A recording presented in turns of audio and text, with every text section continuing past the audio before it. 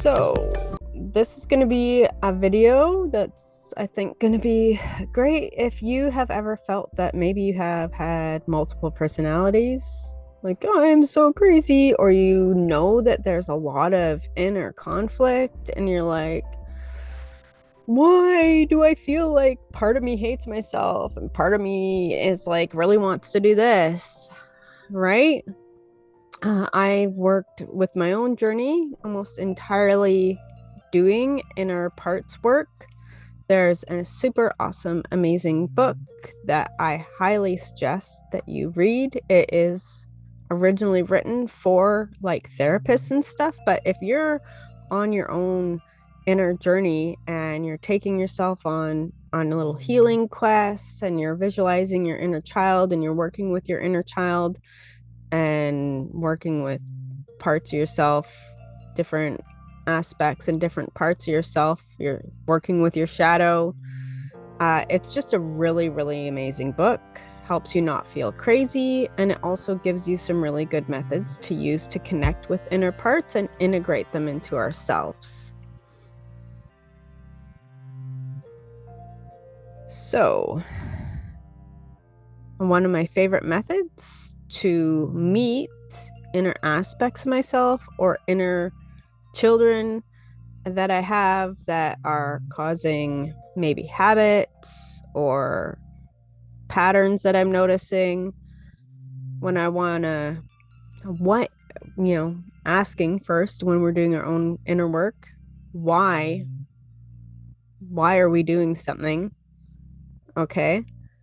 But I find for myself, if I take myself on a little journey in my mind and I visualize going down into a cave or into somewhere that's underground, signifies in our mind, signifies the subconscious. You could go diving. That is also a subconscious intent thing.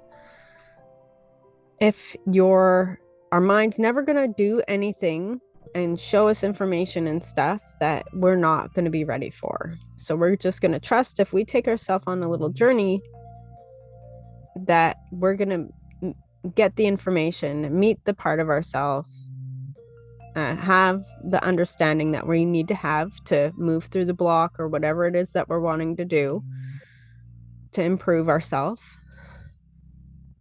is going to be there. So I like to go into a cave and there's doors.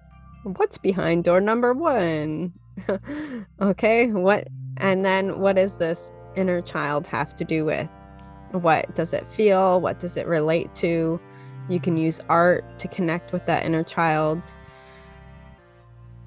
And then how do you satisfy that need? How does this inner knowing that you now have and deeper understanding about what you're wanting to work on, how does that help you? And you can go from there.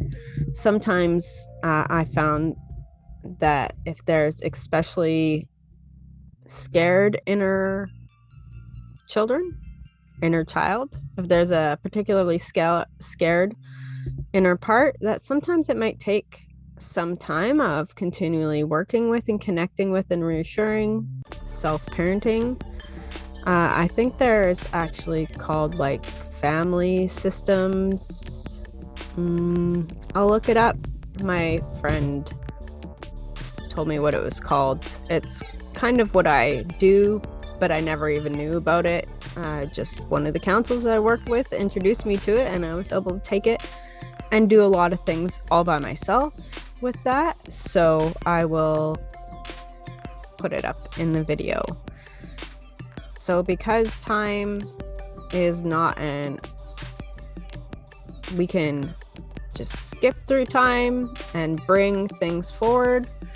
One of my favorite self-love methods is to go and hold myself as a little tiny baby that's done absolutely nothing and give it all this love and bring that feeling back and go and do year 1, year 2, year 3, year 4. 5 minutes ago. Can I take myself 5 minutes ago and forgive them and love them just to try and do it? right? Those are some methods of parts work and ways to use parts work for your healing journey and getting to know yourself better, because sometimes we don't understand ourselves, and part of our journey being here kind of is, right? Depends who you talk to and what your beliefs are, but I find it's a very fun thing. So that's what I will talk about on my channel.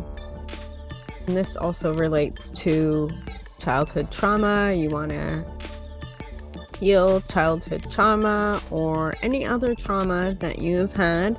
Using these methods can be very helpful.